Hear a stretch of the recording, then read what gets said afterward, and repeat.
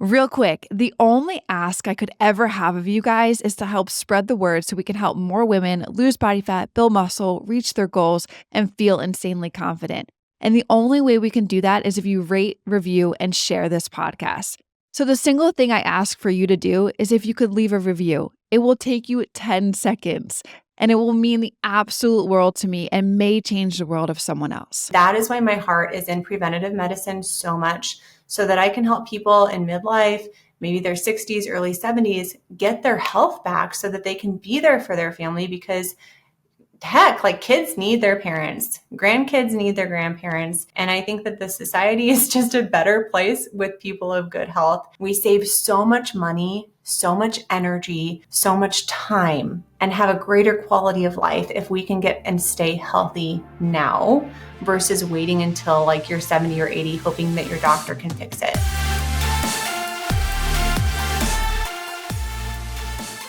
What is going on, everybody? Welcome back to the Macro Hour. Today, we are so honored to have and host Dr. Morgan Nolte, a board-certified clinical specialist in geriatric physical therapy and the founder of Zivli. Dr. Nolte's pioneering work, you guys, focuses on reversing insulin resistance and sustainable weight loss and disease prevention. So I'm super excited for her to be here today because I know there's so many of you guys that listen to this podcast that have or are, dealing with these types of diseases, and we're here to pick her brain. So stay tuned and let's dive into some amazing insights with Morgan. Welcome to the show. Yeah, thanks, Nikki. I'm excited to be here. Awesome. So first and foremost, what is insulin resistance? Let's just dive right into that. Okay, so insulin resistance is essentially a condition that can happen throughout the body when your cells become resistant to the hormone insulin. And insulin is a hormone made in your pancreas that has a lot of different roles in the body, but the primary role that I focus on is its ability to regulate blood sugars. So for example, after you eat a high carbohydrate meal, your blood glucose will spike up, especially if it's not during exercise or right after exercise. And that's going to require insulin to come up to push the glucose back into the cells to maintain a normal low blood sugar level. And what happens is over time, if you repeatedly eat a diet high in refined carbohydrates, and I know your crowd is a bit different because they may be eating those, but also exercising to match that. But I'm talking about people who are over consuming carbohydrates compared to their exercise level, or perhaps they're chronically stressed or sleep deprived. There's a lot of things that can contribute to insulin resistance, but a diet high in processed foods and refined carbohydrates is usually part of the equation for most people. And what happens is over the years, their glucose has spiked and their insulin has spiked, and their cells just kind of start to tune out insulin and become less sensitive to its blood sugar lowering effects. And what you'll see then is a rise in blood sugar levels. But the thing that I think is so important for people to realize is that you can see elevated fasting insulin levels 10 to 20 years before you would see the downstream effect of a rise in blood sugar or hemoglobin A1C, which is a 3-month estimate of your blood sugar. And so many doctors aren't checking fasting insulin levels, and they are waiting until somebody is diabetic to do something about it. But there's 10 to 20 years of intervention that we can use to prevent diabetes in the first place. And that's what I'm so passionate about. Thank you so much for that explanation. And thank you also for the differentiator there from, who the majority of people that are going through this and the people that are listening to this podcast who, carbohydrates are a great fuel source for exercising. So with insulin resistance, how does that affect weight loss and overall health? Yeah, so it's interesting. So let's start with overall health, first of all. High levels of insulin is very inflammatory, and inflammation in general can raise insulin levels. So inflammation and high levels of insulin really fuel each other. And our approach is to keep both levels low, keep inflammation low and keep insulin low. And that's really how we prevent disease. But if you're looking at root causes of disease, you're going to find insulin resistance in so many. I like to think of a picture of like a tree with a root system and a lot of different branches. Insulin resistance is at that root system, and whether or not it manifests into type 2 diabetes, cardiovascular disease such as a heart attack or stroke, Alzheimer's dementia, vascular dementia, osteoarthritis, sarcopenia or muscle wasting. There are so many things that can be traced back to insulin resistance, but your lifestyle and your genetics will depend on how that manifests for you personally. And obesity is also something. So insulin is not just your blood sugar regulating or stabilizing hormone. It's also your fat creation and storage hormone. So another really important job of insulin, it's almost like the master regulator of how your nutrients are assimilated in the body. So if you're eating a lot of protein, for example, that will stimulate a moderate insulin response. And what that does is your insulin will essentially tell the cells what to do with that protein. Okay, go build bone, go build muscle mass, go build more skin or hair.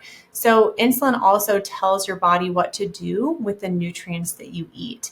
And when you're eating a diet that is high in refined and processed carbohydrates and sugar, I'm not going to use the caveat anymore. This is the last time that I'm going to use that caveat on carbs. If you're not balancing that out with some high intensity exercise. So just know there's always that caveat. I understand your audience is very much into muscle building, which can require intense exercise, which is better performed with some carbohydrates.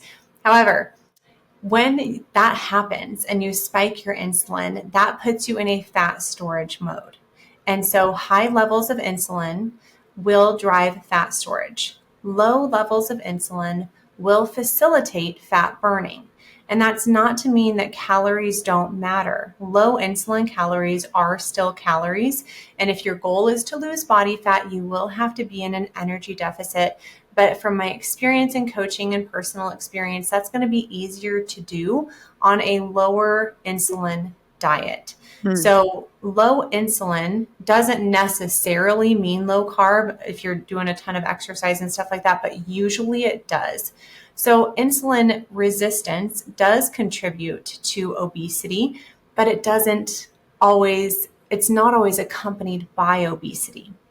And there's some really interesting statistics out there on TOFI. So thin on the outside, fat on the inside. And I think this is another benefit of insulin testing, because if your physician is just looking at your waist circumference or your body weight, you may be in the normal range. You may look thin on the outside, but actually have fat around your organs on the inside.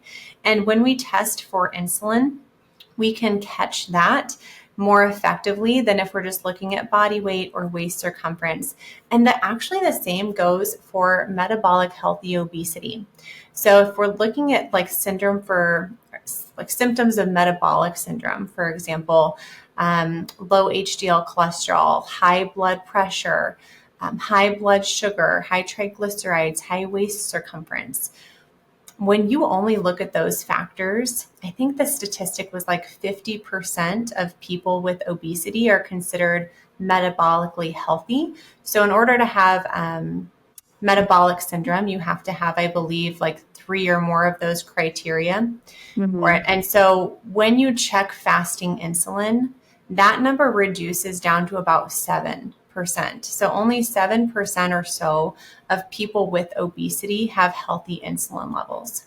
And so we're giving people a false sense of confidence in their health if we are not checking insulin, which again has been shown to predict type 2 diabetes 10 to 20 years before glucose and A1C. So I like to say glucose and A1C are the last dominoes to fall here. We have got to be more informed about our insulin. And I think one barrier to this is physician education, physician knowledge. It takes a long time for evidence to make it into mainstream practice. And I hear people all the time saying, I asked my doctor for an insulin test and they looked at me like I had two heads. Or they said, well, we only do that for people with type 2 diabetics, and that's not used, so I'm not ordering one. But you don't have to have your doctor order you one. You can order one from testing.com. We sell them on our website for like an at-home test. So if your doctor's not on board, there's a couple other great options to check your insulin. Awesome. So that was actually going to lead into my next question there. Like, individuals that are listening to this and maybe want to go and do this, how does someone determine if they are insulin resistant, or insulin resistant? So they have to test their fasting. Yeah. So there's a few different ways. The gold standard really in research is going to be a HOMA-IR score. If you Google HOMA, HOMA -IR calculator, that's going to come up. And in order to calculate that, you're going to need your fasting glucose and your fasting insulin. And I say Google it because it depends on if you're in like the EU or the US, depending on like what equation it is. So it's just easier to type the numbers into a calculator. That's going to be the gold standard that you're going to see in most research. I think there's some simpler things that you can do. Just look at your fasting insulin level. Ideally, that's going to be less than 6. And if you don't have access to a fasting insulin, there's even more markers of insulin resistance. I've already covered some. So if you have a large waist circumference, if you have elevated fasting blood sugar, like that's the telltale sign, high blood pressure, high blood sugar. Even if it's mildly high, that's a telltale sign that you have some degree of insulin resistance. High triglycerides, low HDL. Just some more symptomatic things too would be frequent carb and sugar cravings is often a sign of insulin resistance, because when your cells are insulin resistant, they have a harder time letting nutrients into the cell. So it's like kind of like a type 1 diabetic situation where they don't make any insulin really. So their blood sugar is chronically high and it can't get into the cell. There's no key to unlock the cell to let the glucose in. So there's plenty of available energy, but their cells are actually starving. So a type 1 diabetic, before they start taking insulin, they're starving. They're ravenous. They're so thirsty all the time and they can't gain any weight. Why? Because they don't have any insulin. And if you don't have any insulin, you can't gain weight. So I think that that's really important to recognize that insulin is a vital hormone in our body. We need some of it. We just don't want too much of it. Okay, we're like 11 minutes into this podcast right now, and like you've just been dumping so many knowledge bombs. Like, I think of all the guests I've had on the macro hour. Like, we've been able to get through an entire episode with tons and tons of knowledge bombs. I'm like, we're only 11 minutes in. We got like at least like 40 more to go. This is going to be a very, very, very valuable podcast for many of the people listening. I hope so. I just want to thank you before we even continue diving forward, because thanks. Just in those 3 questions that were asked, it's very, you're sharing in a way that's very understandable, but not too scientific, right? Where you have to kind of bring it down. Yeah, you're amazing. Thank you. Yeah. So you mentioned, thanks for that. Yeah, you mentioned a couple minutes ago about doctors, right? And and I totally agree with this, coming from the medical space, that they try and treat symptoms rather than root causes. And, it takes a lot of time for the studies like you just shared to, show evidence and show value and show that maybe there's some things that, some people need to start questioning how things are being done in the healthcare space. So why do you personally think it's important to shift from just treating symptoms to preventing like health issues?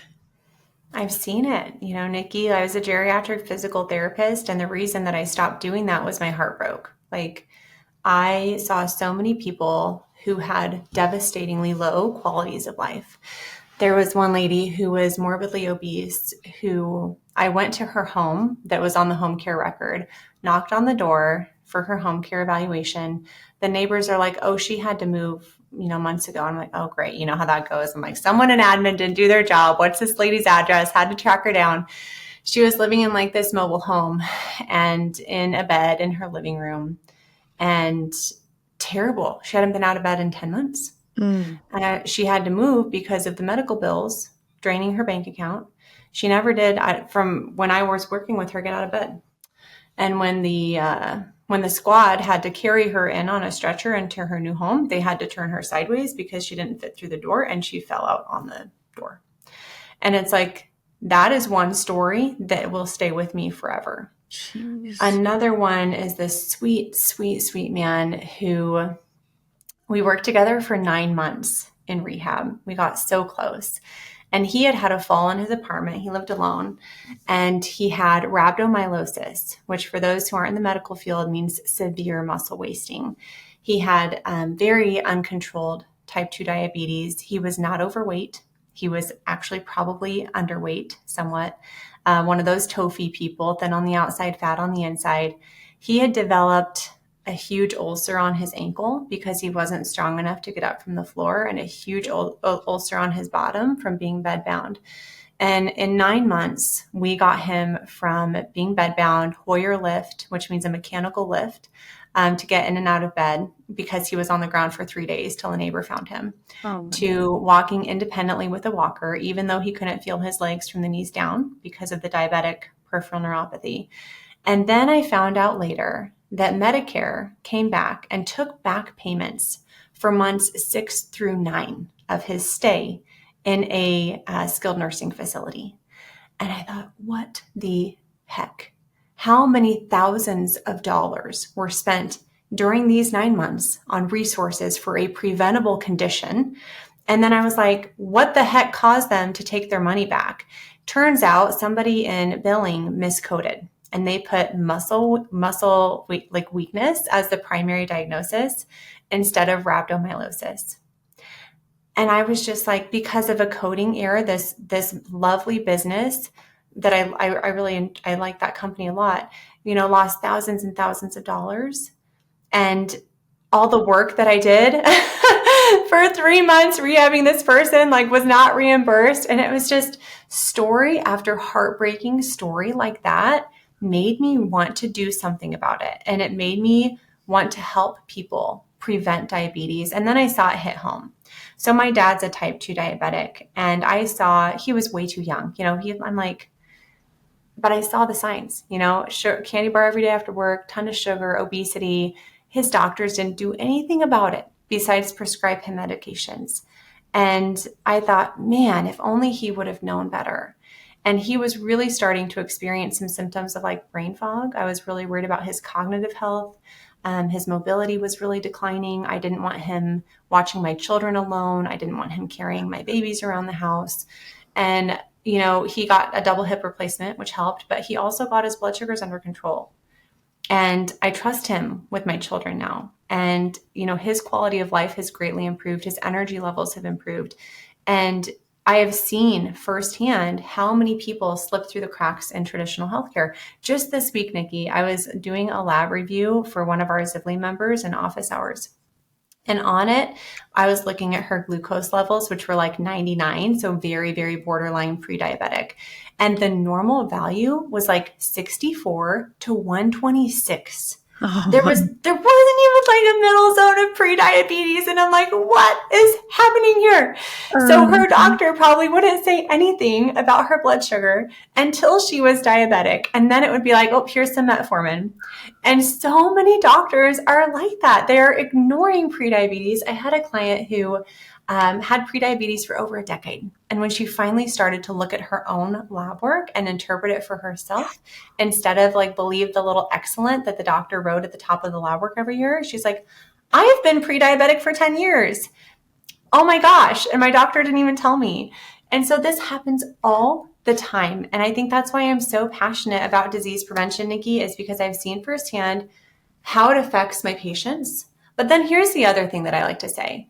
8 out of 9 of our grandparents were present at our wedding. 8 out of 9 of our grandparents were at our wedding. And I'm like, man, we have great grandparents. And they influenced my life so much. They taught me values of hard work and loyalty and faithfulness and faith and love. And I saw them age well. And I saw them enjoy a healthy, happy retirement. And then, so I saw my 80-year-old grandparents acting like 60-year-olds. And then I saw my 60-year-old patients acting like 80-year-olds. And I'm like, what's the difference here? And I just really, that's why I went into geriatrics, was to really pay it forward to my grandparents. And I realized that we were doing way too little, way too late in healthcare, especially for geriatrics. And that is why my heart is in preventative medicine so much, so that I can help people in midlife, maybe their 60s, early 70s, get their health back so that they can be there for their family. Because heck, like kids need their parents, grandkids need their grandparents. And I think that the society is just a better place with people of good health. We save so much money, so much energy, so much time, and have a greater quality of life if we can get and stay healthy now versus waiting until like you're 70 or 80, hoping that your doctor can fix it. Because it's never too late, but the earlier you start improving your health, the longer you will have to reap those benefits, and you won't have like decades of unhealthy habits to undo. So that opened up a can of worms, that one right there, of why I'm so passionate. Yeah. Amen. I also just learned, and I don't know if we talked about this on your podcast, but we have very, very similar startings. I started in geriatric. I was in long-term Really? healthcare We in didn't talk nursing about home. that. Yeah, so I worked as out of the Mm. gate, right while I Wow. was going through college, I was a CNA, and I took care of the geriatrics in the nursing home in the skilled unit. So the ones with dementia, the ones Mm. that were a little combative, the ones that are also very, very sweet. And I had full on chills when you were sharing those stories because I can totally resonate with that. Like I get Mhm. so close to some of these members that their families trusted me to take them out for lunch on one of Oh. shifts like that. So that's so cool. I didn't know that that was your extensive background too as well. That's Oh, amazing. yeah, very much. And I've worked with a lot of people with dementia, Nikki, and insulin resistance is directly tied to Alzheimer's disease. I just interviewed Dr. Georgia Ede, EDE, and she wrote the book, Change Your Diet, Change Your Mind. And she does such a beautiful job. It's very scientific, but such a beautiful job of explaining when your blood sugar goes up, your brain sugar goes up. And that is very inflammatory. It's a cause of oxidative stress, and you can get insulin resistance in the brain. And Alzheimer's disease has been coined type 3 diabetes. And I mean, you know how heartbreaking that condition is for people to have their loved ones come in and they don't know their daughter's name. Ugh, I can't even. There's one time when I was a student, physical therapy student, maybe a resident, and I was in a long-term care home, probably similar to where you worked. And one of the residents was like, "Where's my husband?" Or like, "Where's my husband? Where's my husband? Where's my husband?" And I went to the CNA and I'm like, or the nurse, I'm like, "Where's her husband?" I'm like, "Oh, honey, like he died a really long time ago." And I'm like, Mhm. "Oh my gosh, I have to go break it to this woman." But you don't, you just enter into I don't know, he's not here right now. And so once like my passion really started from a diabetes prevention standpoint, but then once you dig down the insulin resistance rabbit hole, you realize when you live a low insulin and inflammation lifestyle, you kill the most birds with one stone. You reduce your risk for dementia, heart disease, obesity, osteoporosis, osteoarthritis, diabetes, the gamut. And so that is my passion. I'm a very efficient person. And I'm like, if I can focus on one thing, what should I be focusing on for my long-term health and to help other people get healthy and prevent these heartbreaking things that I saw? Yeah, I love that so much. That was what you were saying a little bit earlier, and even right there, like going in and seeing when it's almost too late and healthcare is trying to fix some Yeah. things when it's too late. That's how I felt working in the long-term healthcare and looking at these older women and men and being like, wow, these guys probably never really exercised a day in their life, or some other things that I just was very intrigued by when seeing their bodies. And then also when I went to the Mhm. ER and worked in the ER for 4 years, and I was like, man, there's a lot of preventative situations that could come from eating right and from exercise that are just not being taught. Mhm. So yeah, I love that. And then when seeing that is what made me transition into wanting to be in the fitness space and wanting to help and serve more women and men too, but predominantly women. But anyway, like our stories we're passionate in that sense because we've experienced it. And you've experienced it with the clients that you worked with there, then you experienced it with your dad, which Mhm. is incredible to hear that outcome of what you just shared. And you touched a little bit on like whether some other how the underlying risk factors can, enhance once you understand them can lead to better health outcomes. Can you touch a little bit again on that? Like when you address these risk factors with Mhm. insulin resistance, how can that lead to better health? Hey, just want to drop a huge appreciation to you guys listening to the show. It means a lot. I hope you guys are enjoying it, and there's so much more to come with it. If you are enjoying it, hit the subscribe button. I'd appreciate that tons. And also, it would help this podcast reach others who need to hear these messages too. Thanks so much, guys. Let's get back to the show. Yeah, well, I think first off, I just also wanted to highlight one of the reasons I went in here was the kids of the patients that I was treating. And so I saw family members following in their footsteps. And I'm like, who is helping you? Like, you don't need a physical therapist right now, but you are not well. And so I think that people in the gray zone is who I'm really passionate about. And, other risk factors for insulin resistance that are completely controllable, I always like to start with sleep and stress management, because when you're not sleeping 7 to 8 hours a night, maybe up to 9, but not past 9, not less than 7, when you're not sleeping like that, that does a couple things. Number one is it increases your stress in your body. It increases a stress hormone called cortisol. And cortisol will naturally cause your blood sugars to go up. And if you're not moving your body to utilize that blood sugar in your muscles, well, guess what? Your insulin is going to go up. So over time, poor sleep is definitely an underlying contributing factor to insulin resistance.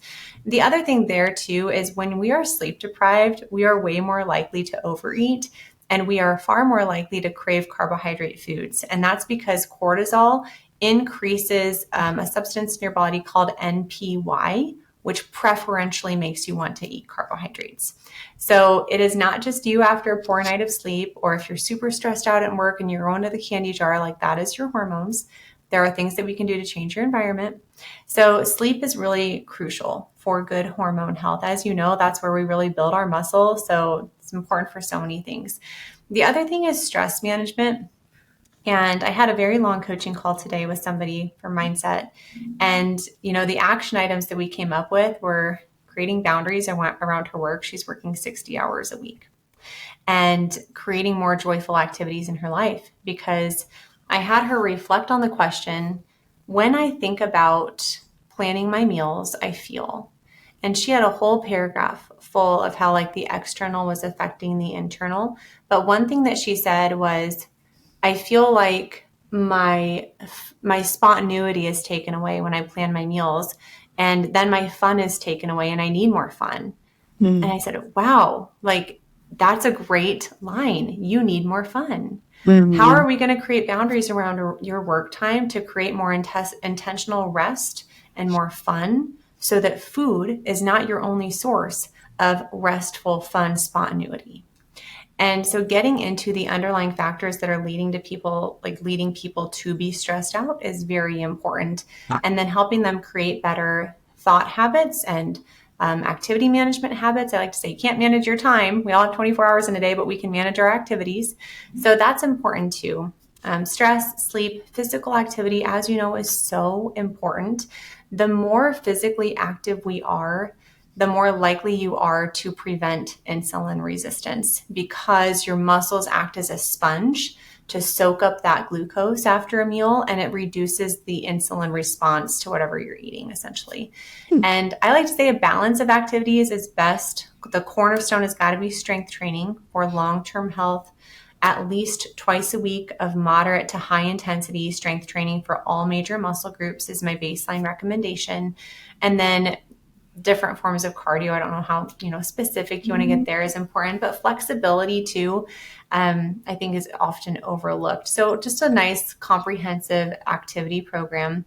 There's some other factors too, especially menopause. So I think that's important to address for insulin resistance. Many women go through perimenopause, and they're like, oh my gosh, I gained 30 pounds overnight, and I'm not changing how I'm eating, and I'm not changing how I'm exercising. And now I have all this belly fat, and I'm not doing anything differently. What's happening to my body? And I like to explain to them that when you go through menopause, your ovaries stop producing estrogen. And estrogen is not just a reproductive hormone. It's a hormone that's important for your nails and your skin and your hair and your muscle and your bone. We need estrogen, our mood, our mental health.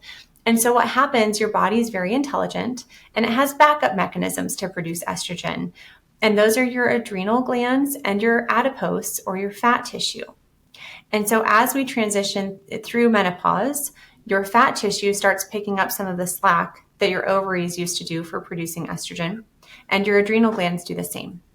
But if you are chronically stressed out and your adrenal glands are just pumping out a bunch of cortisol, because they also produce the stress hormone cortisol, there's not going to be enough like bandwidth in the kidneys to produce more estrogen. So then your body relies even more on your fat tissue to produce that estrogen. And that's one reason why stress management is so critical, especially in midlife, to really calm those adrenals and calm the stress response so that they can produce some more estrogen and your body feels like it's a safe environment to release some more of that fat tissue. So that's kind of hormonally what happens.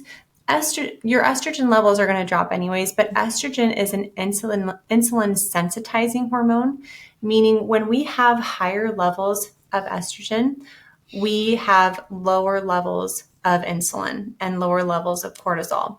And so a cycling woman will experience that, where when estrogen is highest around day 14, like when we're ovulating, I believe is when it is, we're going to feel naturally slimmer.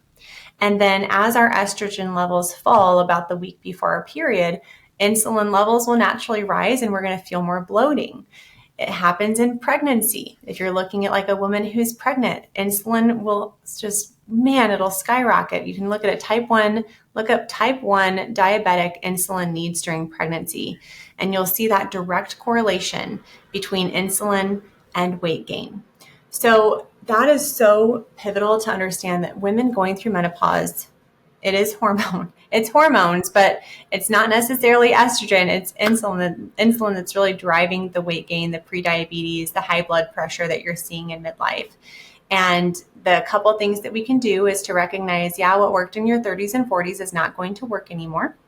So we need to pivot our strategy to one that focuses on keeping cortisol and insulin and inflammation low, to one that supports healthy muscle mass, and really a more comprehensive approach. So I don't prescribe any medications, but I think looking into hormone replacement therapy is a wise decision on a person-to-person basis, because there's kind of a golden window around menopause where if you're taking some hormone replacement therapy, that can help preserve your muscle mass and your cardiovascular health and your mental health for a bit longer as you age. So I love that those would be the other things.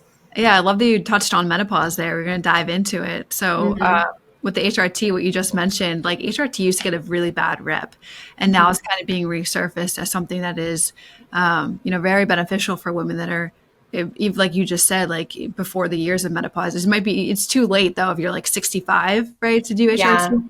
Yeah. That's my understanding. So Dr. Jamie Seaman, she also goes by Dr. Fit and Fabulous. She's come on my show to talk about HRT before. And I believe that it was her, it could have been a different guest, that said it's about like 10 years. That's the 10-year window after you go through menopause, which means you don't have a period for a whole year. That's kind of that golden window when we want to optimize hormone replacement therapy. And then the benefits really reduce after those years after the 10 years after menopause. There's not as great benefits from taking it. Yeah. Man, our bodies are incredible. I know. Yeah, even just like if there's menopause and like, being insulin resistant, there's ways to fix it outside of just being, turning to any type of medication. It's really, which I want to ask you a question, like working with individuals like you do in Zivli, what are some of the dietary like changes that are effective for you helping your clients and combating insulin resistance? Mm-hmm. So, we have a little bit of a different approach. We have we call it a Zivli habit hierarchy.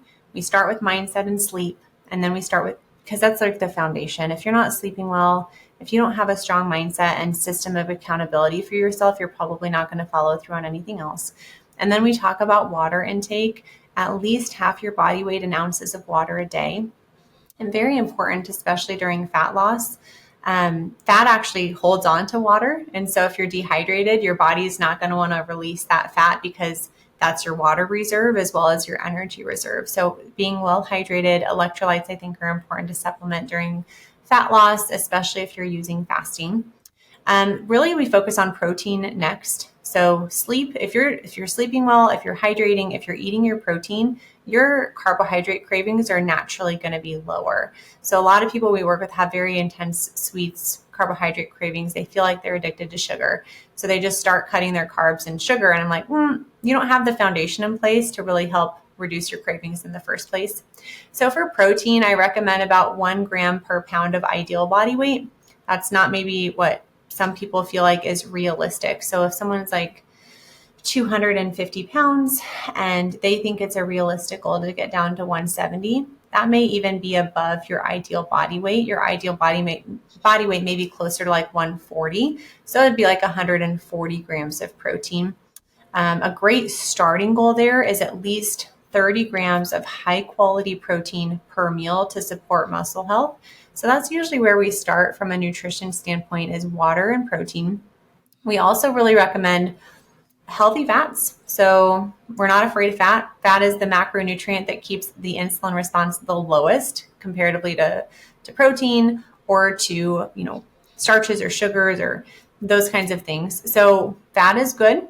We recommend bias your fat intake towards the monounsaturated fats, especially. So avocados, olives, and their oils. Unprocessed polyunsaturated fats like nuts and seeds. You want to avoid the processed seed oils like canola oil, corn oil, soybean oil, etc. Those are very inflammatory.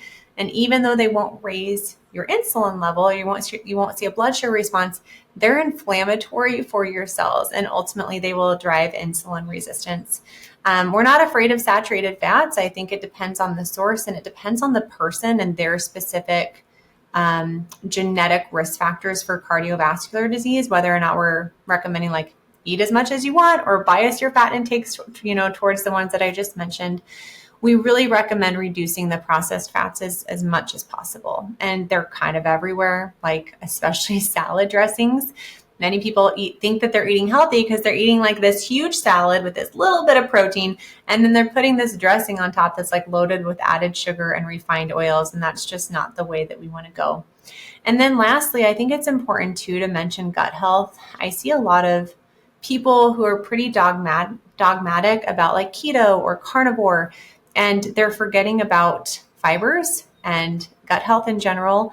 And there's a bunch of bacteria in your gut, long story short, and those bacteria eat fiber.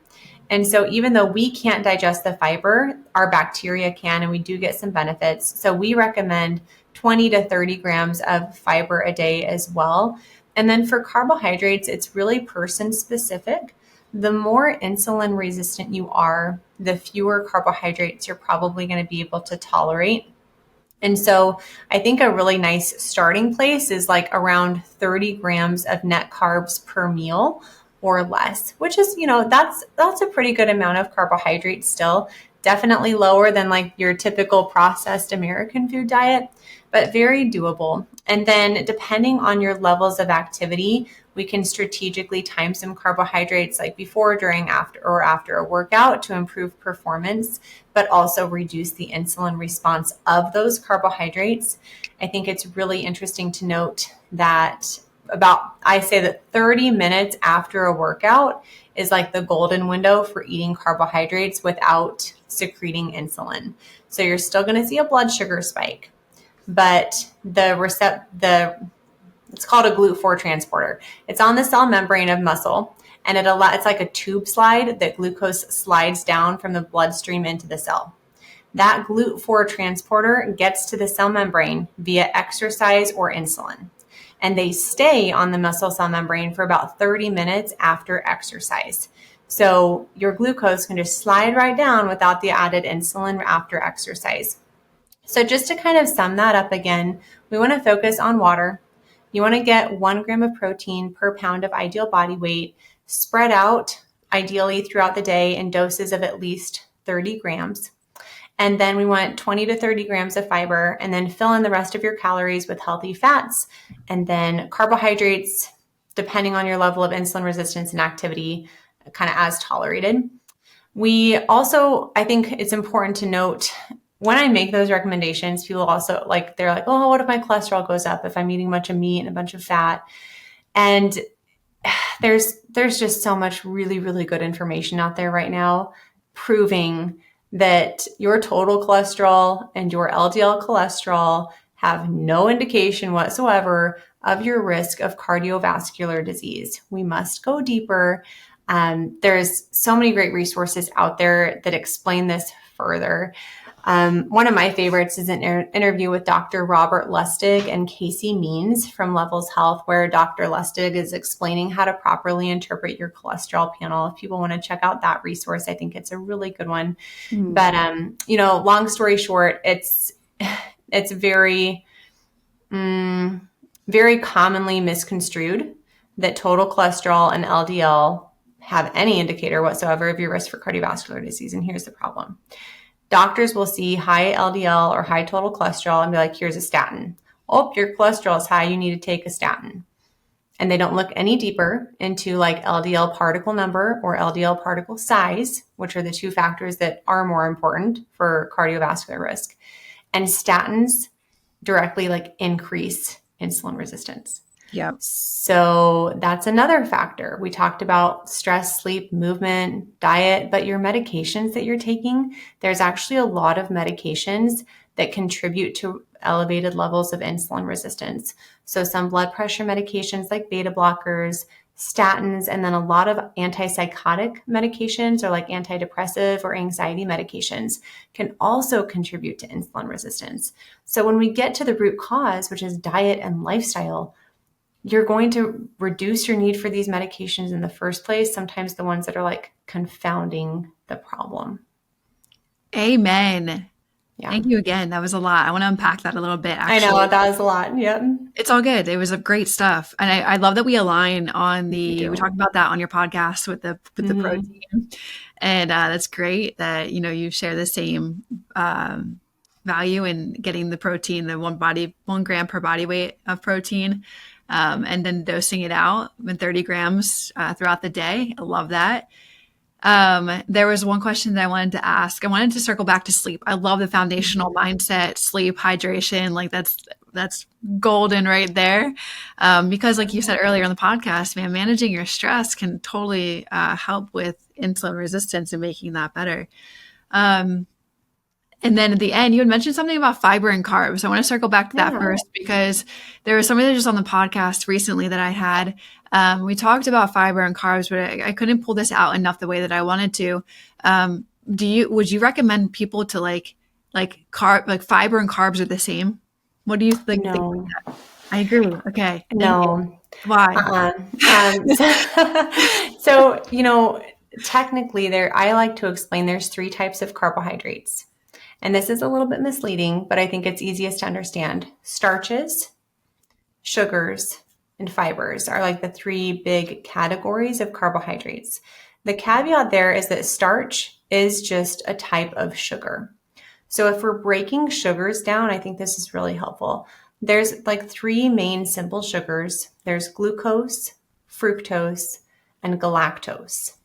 Those simple sugars combine and make different kinds of sugars. So the lactose found in dairy products, for example, is the galactose bonded with a glucose. And table sugar, like the white stuff that people might put, on their cereal or in their tea, is 1 molecule of glucose bonded with 1 molecule of fructose.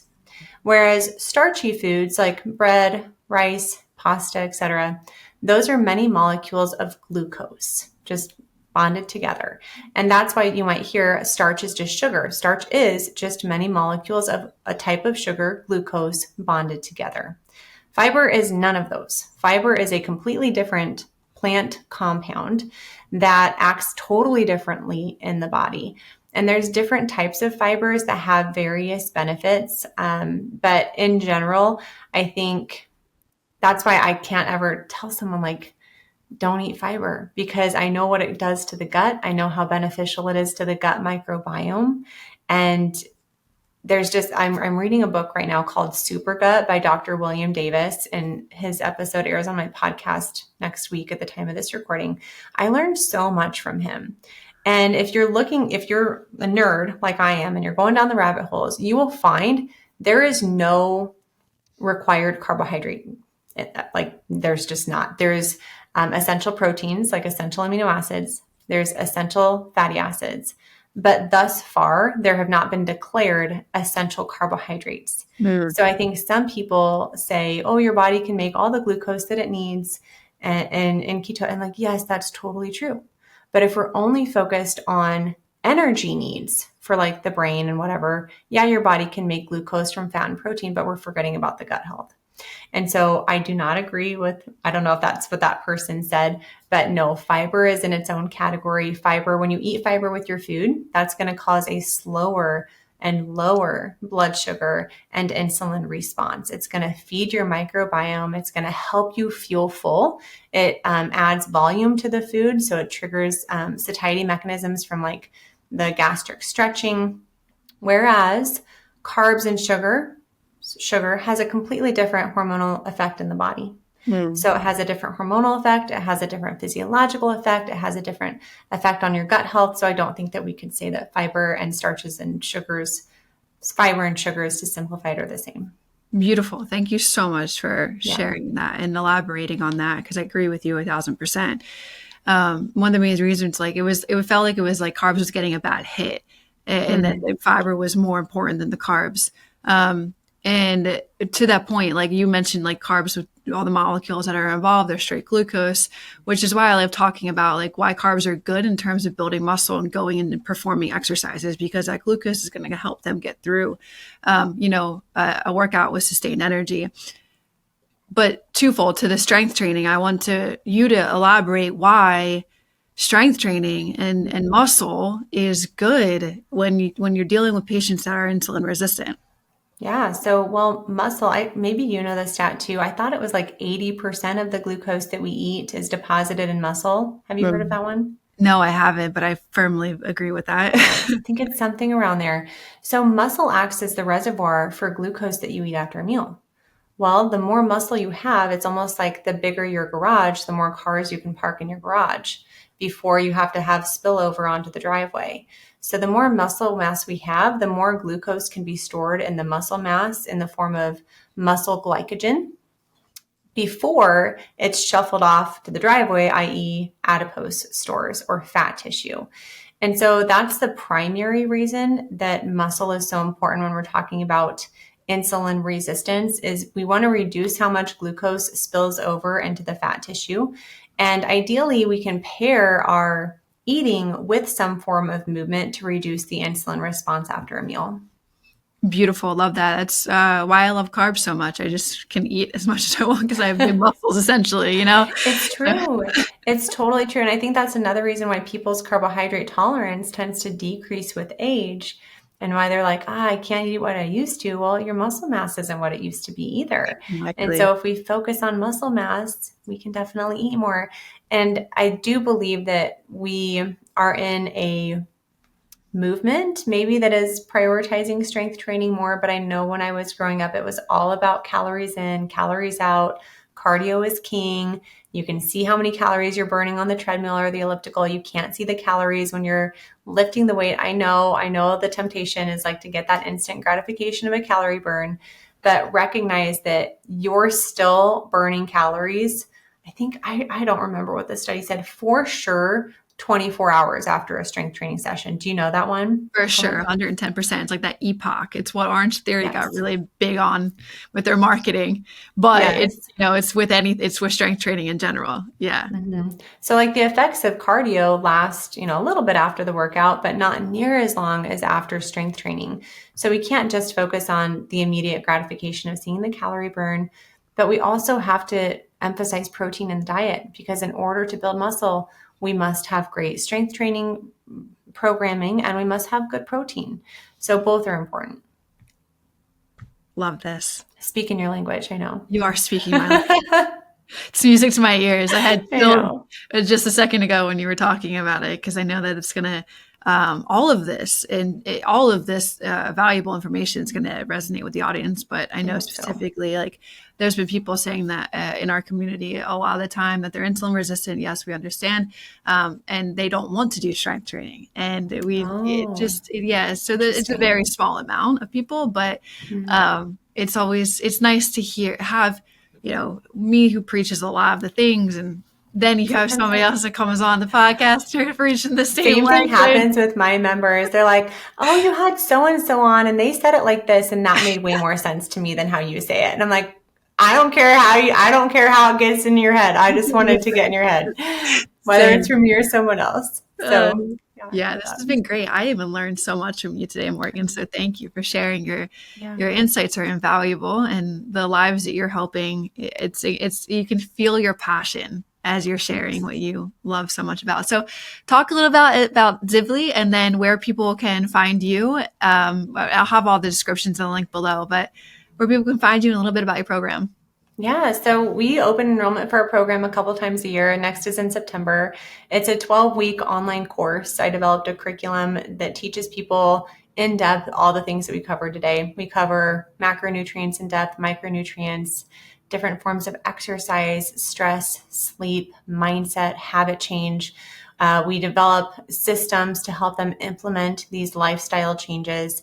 It's lifetime access. So when people join, they're member for life with ongoing support. We're just starting accountability pods, which we're really excited about, because we know that behavior change takes time and it takes a consistent, focused effort. And so we wanted to develop a program, that people can join and get that ongoing support and get the information that they need. Like everything that I wanted to tell my patients and their children in geriatric PT is in this course, so that they can empower themselves with the knowledge required to reverse insulin resistance, because sometimes there's some unlearning to do, as we've kind of alluded to today on cardio, and what about dietary fats, and many people are under eating protein and overlooking sugars and so many things.